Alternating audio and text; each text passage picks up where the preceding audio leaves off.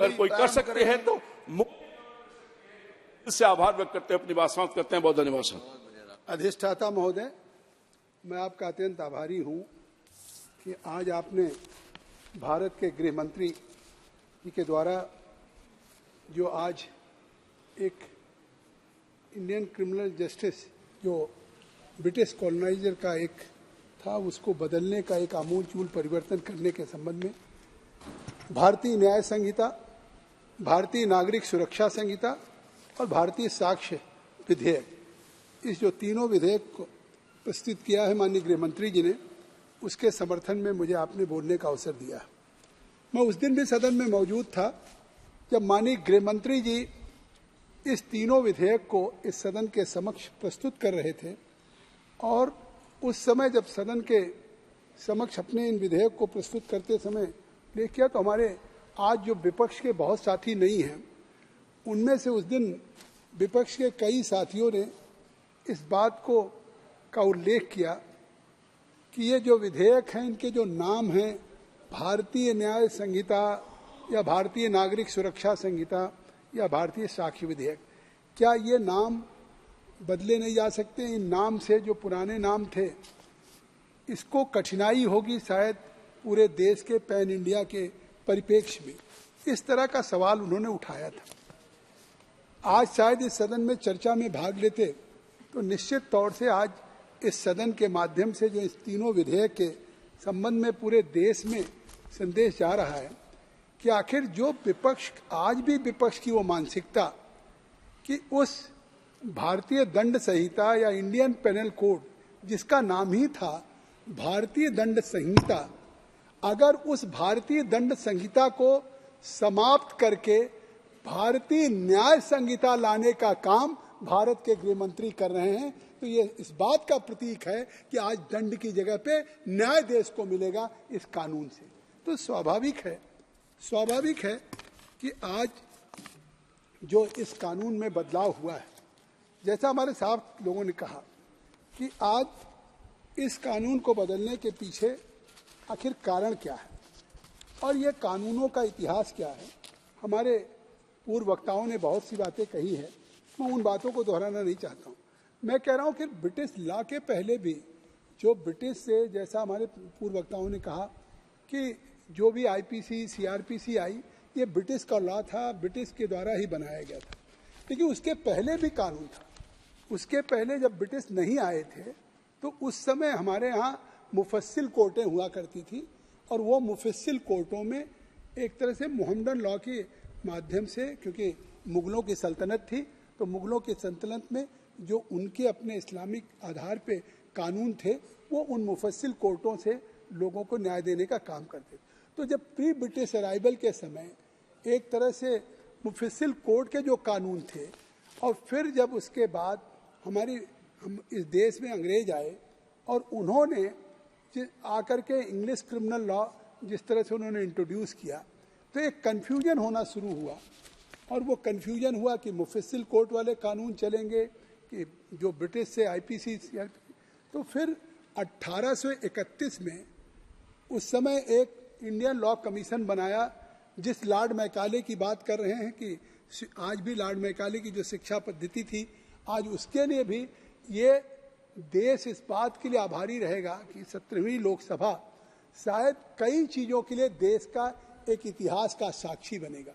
अगर उस Lord Macaulay की जो बाबू बनाने की पद्धति की इस देश में लॉर्ड मैकाले की एजुकेशन पॉलिसी थी उसको भी बदलने का काम भारत के यशस्वी प्रधानमंत्री नरेंद्र मोदी जी ने किया कि आज वो नई न्यू एजुकेशन पॉलिसी लेकर के आए हैं जिसकी पूरी दुनिया में आज हमारी, मैं उस पर नहीं डिस्कस करना चाहता हूँ, लेकिन आज उसका परिणाम है कि आज हम पूरी दुनिया में ज्ञान के मामले में, एक्सीलेंस के मामले में, आईटी के मामले में, सारी चीज़ों में हम आगे जा रहे हैं।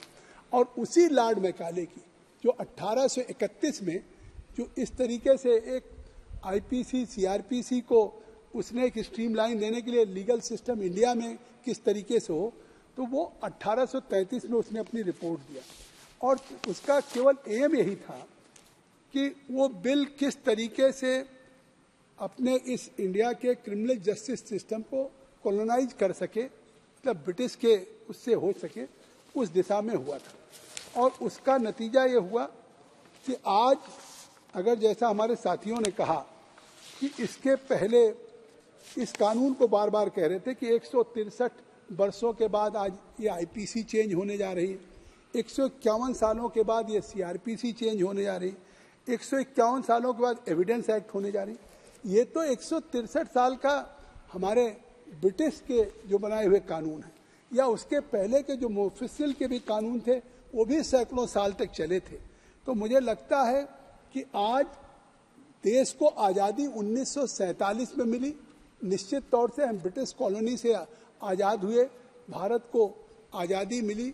लेकिन उनके कानूनों से आज भी आज़ादी नहीं मिली थी। आज भी हमारे उस लीगल ज्यूरिस्प्रूडेंस में, लीगल सिस्टम में आईपीसी सीआरपीसी वही चला आ रहा था। तो मुझे लगता है कि एक आज़ादी अगर 1947 में मिली तो आज उनके बनाए हुए कानून जो केवल दंड के लिए थे, अपने ब्रिटिश रूल को, अपने एम्पायर को एस्टेब्लिश करने के लिए था, लोगों के मन में रीजन ऑफ टेरर कायम करके एक ब्रिटिश की गुलामी की दास्ता की जंजीरों में जकड़ने का था, आज इस 2023 में इतिहास इस बात का गवाह होगा कि 19 और 20 दिसंबर को इस देश के उन ब्रिटिश के बनाए गए उपनिवेशवाद के कानूनों से अब भारत को नरेंद्र मोदी जी के नेतृत्व में जो भारत के गृह मंत्री जी ने प्रस्तुत किया, इससे इस देश को आज़ादी मिलने जा रही है। तो स्वाभाविक है कि आज ये इसका विचार कहाँ से आया। मुझे लगता है इसका विचार जब 15 अगस्त को भारत के यशस्वी प्रधानमंत्री जी ने उस लाल किले की प्राचीर से कहा था कि हम एक पंचप्रण की बात उन्होंने कही थी, तो पंचप्रण उन्होंने किस दिशा में कहा? आखिर ये किसी भारत माँ के सपूत के ही मन में ये आ सकता है कि हम अपने इस देश से इस बात का संकल्प लें कि हम गुलामी के हर अंश से मुक्ति दिलाएंगे, और उस गुलामी के हर अंश से जो मुक्ति की बात थी, या अपने विरासत पे गर्व करने की बात, या विकसित भारत के लक्ष्य को लेकर के एकता और एकजुटता के साथ नागरिकों में जो कर्तव्य की भावना थी, इस चीज को लेकर के प्रधानमंत्री जी ने जो पंचप्रण उस लाल किले से देश की जनता का आह्वान किया था, आज उस पंचप्रण को ये भारत के गृह मंत्री श्री अमित शाह जी द्वारा प्रस्तुत ये तीनों विधेयक उन भावनाओं को पूरा करने का काम कर रहे हैं, या उनकी उस भावनाओं को फुलफिल कर रहे हैं। ये निश्चित तौर से today 3 bills are going to fulfill this own goal of the Shri Modi ji. और आज मैं इसमें कहना चाहता हूँ कि जिस तरीके से आज इस हमने बनाया है, इसका इतिहास अगर आप देखें तो आज आप इसको महत्वपूर्ण ढंग से देखेंगे कि हमने इस कानून को बनाने के पीछे जो भारतीय न्याय संहिता थी, इसमें कौन कौन चीज़ें आवश्यक हैं। आज जो भारतीय न्याय संहिता ला रहे हैं, काफ़ी सेक्शंस की बात हुई, मैं उसको दोहराना नहीं चाहता, लेकिन जो मुख्य उद्देश्य है हमारी सरकार में कि डिटेक्शन ऑफ द क्राइम हो, कि मतलब कोई अगर अपराध होता है तो उसका वास्तविक रूप से उसको डिटेक्ट किया जा सके और उसको कंक्लूजन या उसको एक लॉजिकल एंड तक पहुंचाया जा सके। कलेक्शन ऑफ एविडेंस, जिसमें काफ़ी बातें कही गई कि हमारा डिजिटल सिस्टम होगा, इलेक्ट्रॉनिक सिस्टम से होगा और एविडेंसेज होंगे, या डिटर्मिनेशन ऑफ गिल्ट और इनोसेंस, मतलब वो व्यक्ति अपराधी है या इनोसेंट है। ये भारतीय न्याय संहिता का जो प्रमुख इसके संबंध में कि लॉ कमीशन से, सारी यूनिवर्सिटी से, मैं उसको दोहराना नहीं चाहता हूँ, खुद 158 बार भारत के गृह मंत्री जी ने बैठकें की,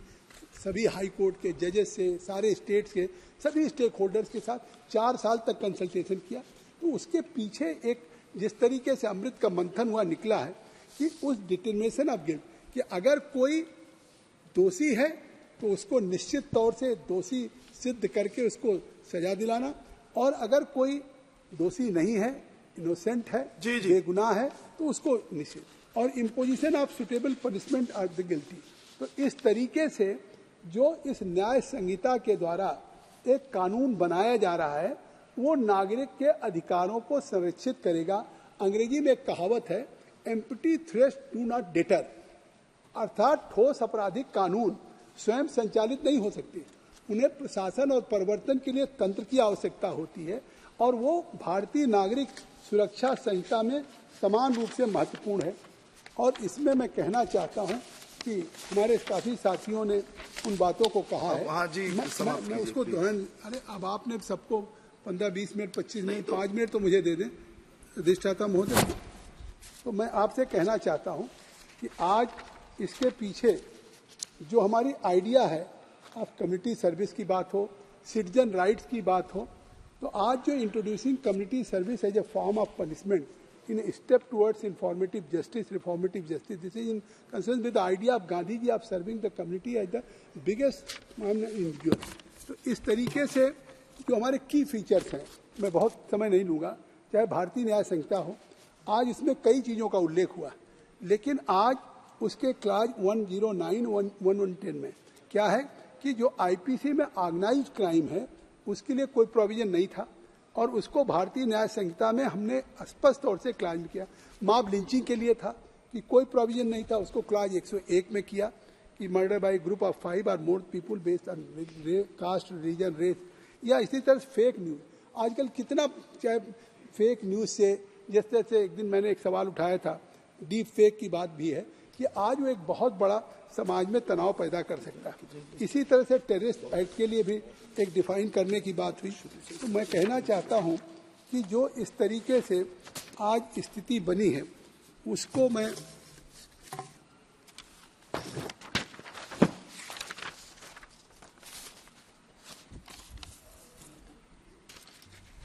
भारतीय नागरिक सुरक्षा संगठन, इसमें भी जो हमारा मैंडेट है उसमें मैंडेट एक निश्चित तौर से है। हमारे कई साथियों ने कहा है कि जो फॉरेंसिक इन्वेस्टिगेशन था फॉर केसेज, जो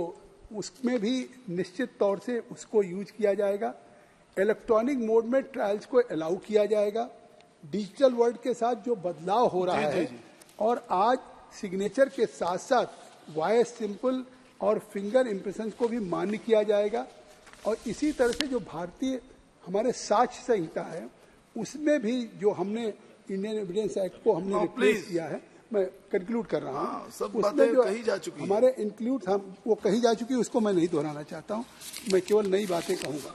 नई बातें मैं ये कहूँगा कि चाहे हमारी स्टैंडिंग कमेटी की रिपोर्ट थी होम अफेयर्स की, रिपोर्ट 110 हो, 111 हो, 146 हो या 2011, 2005-06 में, ये सारी चीज़ों में था। और जिस तरीके से तमाम हमारे कमीशंस बने और उन कमीशंस के बाद आखिर निकला क्या, पहले क्या था,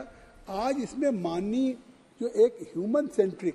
इस कानून को बनाने के पीछे जो गृह मंत्री जी या हमारी सरकार का उद्देश्य है कि इसमें हमने इसलिए किया कि अगर ह्यूमन सेंट्रिक न होता तो आखिर हम इस भारतीय न्याय संहिता में हमने फर्स्ट चैप्टर में किसको लिया, जो पहले 376 सबसे नीचे था, तो आज उसको हमने फर्स्ट चैप्टर में लिया, चाहे महिलाओं और बालिकाओं के लिए जो कहा गया है, तो उस तरीके से हमने ये किया है। श्रीमती संगीता सिंहदेव, अधिष्ठाता महोदय, कृपया 5 मिनट में आप अपनी बात कहिए। वक्ताओं की बहुत लंबी सूची है, कृपया संक्षिप्त रहिए प्लीज। सर मैं पहली महिला बोल रही हूँ, मेरे को 10 मिनट दीजिए सर। नहीं, आप बोलिए। धन्यवाद। Thank you, sir. I rise to welcome and support this visionary bill.